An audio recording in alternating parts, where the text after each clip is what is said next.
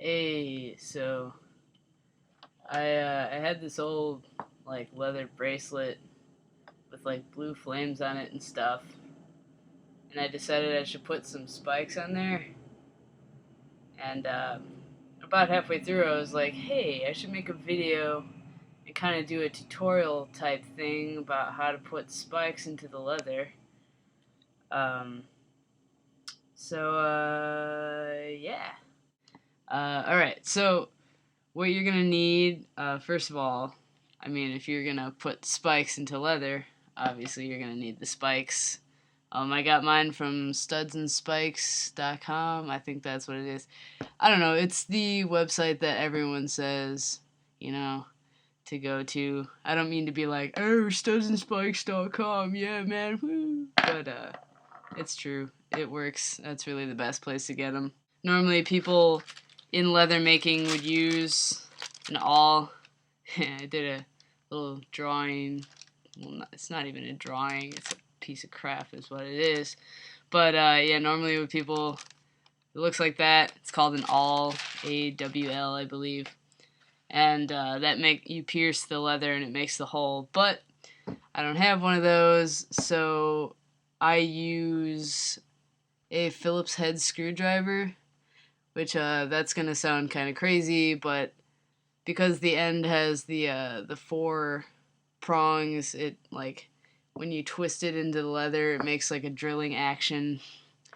It makes like a drilling action. Make sure it's like the thickness of the metal part is like the same thickness as the end of the screw. And when I did some spikes on my boot a while ago, like the screw size on these was the same as this one, but because this is a little bigger, you're also going to need an exacto knife. I think they're pretty cheap. I haven't bought one in a long time. This will help widen the hole. And then also you're going to need either a flathead screwdriver. Also, I forgot to say that the leather gets really powdery when you're like drilling the hole into it. So it's good to have like a paper towel on hand or whatever if you care about having a mess. You can either use your classic ruler and measure out, where you want the holes and stuff. I'm pretty much just kind of eyeballing it, and I went along with the design that was on here already. So they're kind of uneven a little bit, but that's okay. So what you're going to do first is you're going to grab your spike. I took the screw out and just kind of like decide where you want it. And I already put like a tiny little mark. What I did was I kind of like pressed it into the leather a little, and it made a small imprint of a circle, like really light.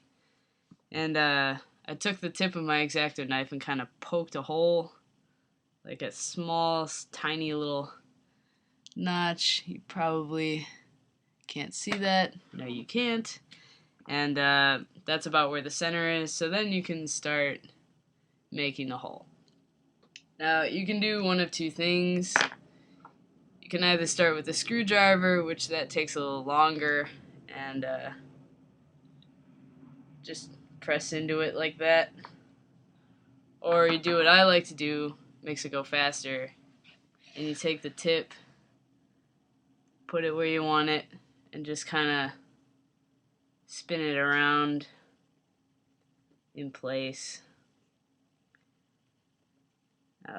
It takes a minute, and yeah, see? Oh no. There we go. It's already poking out the other side. And you don't want to do it for too long though, because the way this is shaped, because it's like a triangle, it makes a hole that's kind of like that. It doesn't make a hole straight through. So after you do that for just a minute, twist it around in there. I know, right? It's like a 2-year-old with an exacto knife. Then you want to go into your hole use a screwdriver, and basically you just press in really hard. And you spin it around.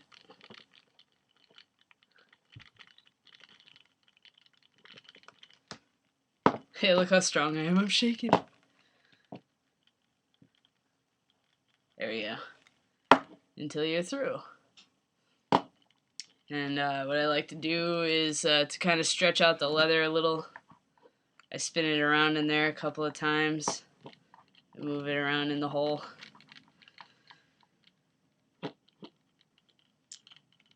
And then I take the exacto knife, and from the back I just kind of scrape the inside away a little to make it bigger.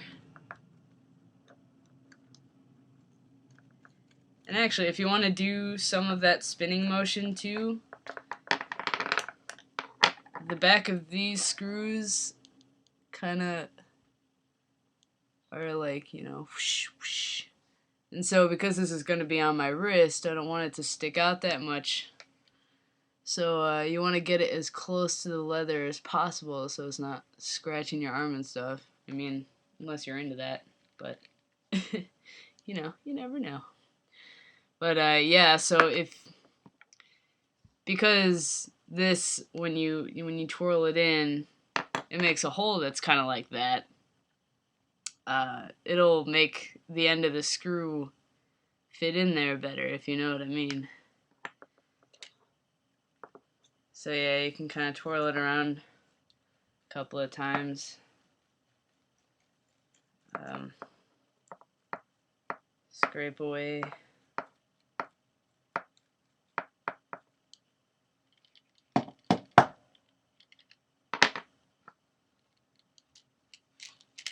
Stretch the size of the hole a little more with a screwdriver.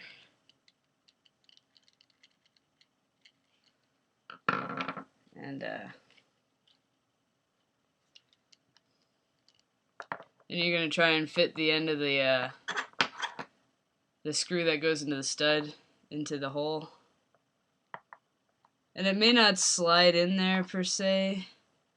And actually, because how thick this leather is, I'm going to take the end of the flathead screwdriver and kind of screw it in.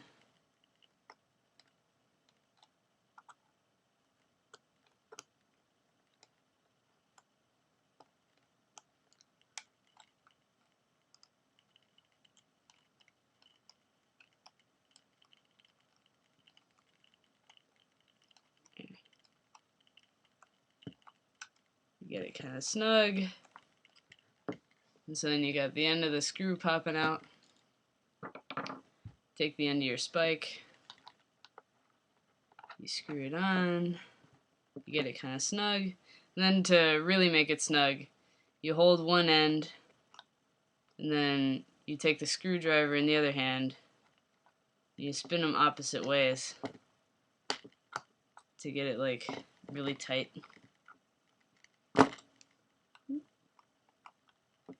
I'm slipping. Alright. There you have it. Another spike in your leather. Yeah. All done. Yeah, pretty much all it takes is time and patience. Whatever the method you find to make a hole in the leather for a spike is, doesn't matter, really, you know. As long as you have the patience and the determination to make a hole in the leather, then it'll get done. Now I have a super hardcore punk metal cuff to match my fancy hat, my hippie as shit tie-dye shirt, and my bunked up trip pants so you can't see. But yeah, I hope you learned something, or I hope I could help you rather. And I know there's 1.5 million videos on this stuff, but whatever, I figured while I was doing it, you know. Alright, see you later.